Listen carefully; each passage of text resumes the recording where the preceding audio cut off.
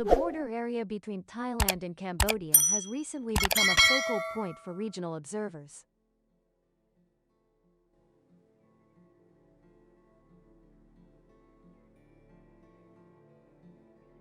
Not only due to sporadic gunfire or mutual accusations regarding the deployment of long-range weapons, but because a larger question is being raised. Whether the ongoing events are merely a spontaneous escalation between two neighboring countries, or reflect a complex geopolitical structure that major powers want to test in an increasingly intense strategic competition in Southeast Asia. The development attracting the most attention is Thailand's strong reaction. Following reports that Cambodia deployed the Chinese-made PHL-03 multiple rocket launcher system, this weapon has a range of up to 130 kilometers, sufficient to cover strategic areas of Thailand if used in high-intensity conflict. Thailand's 2nd Army Region Command publicly assessed the risk that PHL-03 could reach 8 Thai provinces, placing residential areas and military bases under threat. Military experts note that PHL-03 is not a ballistic missile, but its ability to launch volleys of rockets with heavy warheads can cause significant destruction in a single salvo. This could prompt Thailand to deploy various defensive measures and civilian warnings, reflecting heightened concern and tension levels rarely reached before. The deployment of expensive and strategically valuable weapons like PHL-03 to the border area is seen by many political analysts as Phnom Penh's way of demonstrating its determination to protect sovereignty amid internal economic and political pressures. Some opinions suggest Cambodia wants to assert its military capability to sway domestic public opinion, while also strengthening ties with China, seen as Phnom Penh's primary source of weapons and political support for many years. The choice to deploy PHL-03, in the view of many observers, has not only practical but also symbolic significance, reflecting the level of strategic alignment between Cambodia and Beijing at a sensitive time. Another controversial factor is the online appearance of images of pads, watches, and personal items of fallen Cambodian soldiers, allegedly collected and sold by Thai forces. Many military experts call this a psychological pressure tactic, aimed at demoralizing the Cambodian side and demonstrating that Thailand holds the advantage on the ground.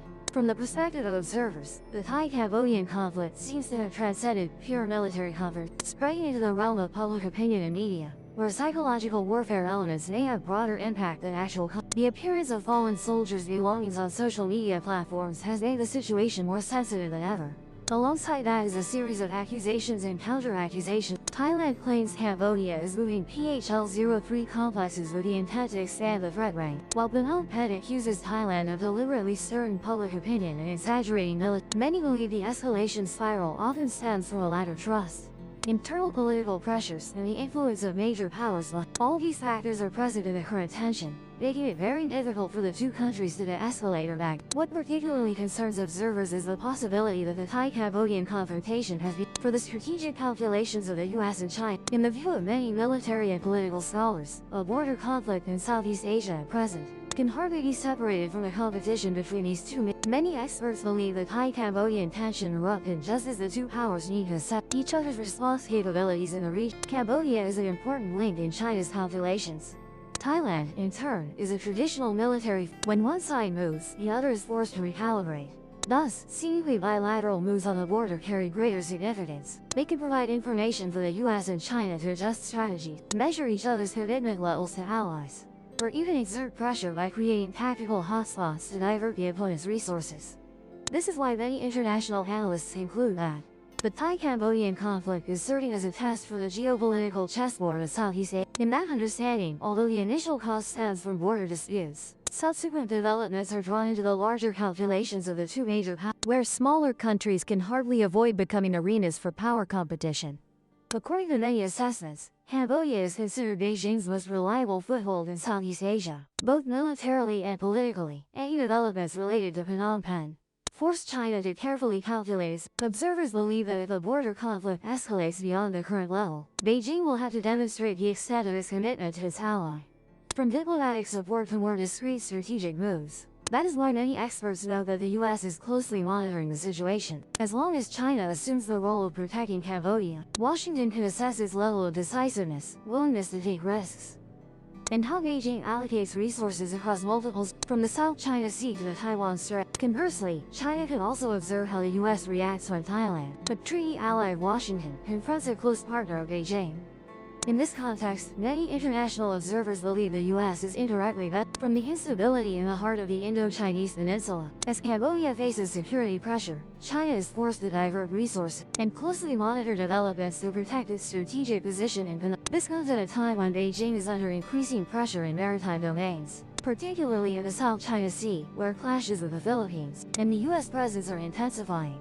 Foreign policy think tanks suggest Washington can leverage this situation to draw Thailand closer, especially as Bangkok seeks to modernize its military and enhance defense capability. Some military experts believe this is an opportune time for the U.S. to expand support packages, promote joint exercises, and reaffirm Thailand's position as a valuable security partner in the region.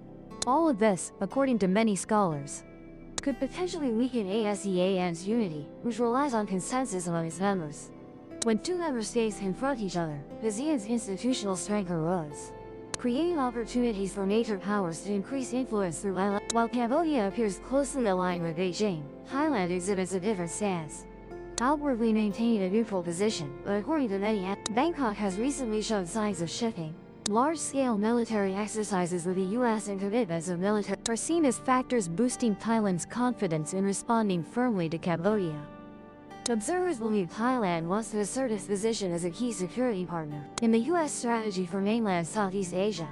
This results in every action by Bangkok at the border, whether troop deployments or diplomatic statements, carrying clear geopolitical undertones and increasingly moving beyond of a simple bilateral dispute. A less noticed but still important factor is Russia. Although Moscow does not intervene directly, it maintains friendly relations with both Thailand and Cambodia. Observers note that U.S.-China strategic competition puts Russia in, as every choice carries diplomatic risks. If leaning toward Cambodia, Russia risks being seen as bolstering China's interest. If leaning toward Thailand, Russia-China relations could suffer. If remaining silent, Russia's voice in Southeast Asia will gradually. Therefore, according to many international analysts, Russia is trying to find ways to maintain regional stability to preserve in the multipolar geopolitical structure pursued by Marco. From a broader perspective, observers believe the tension in Cambodia has transcended the framework of a mere border dispute. It reflects how major powers use local events as tools for strategic measurement, how regional countries seek partners to ensure security, and how ASEAN must confront its greatest challenge in many years. What worries many analysts is the possibility that minor disputes get swept into the vortex of broader power competition. In that scenario, the heaviest losses do not belong to the major powers clash, but to the Southeast Asian nations, which bear direct risks from increasingly unpredictable geopolitics.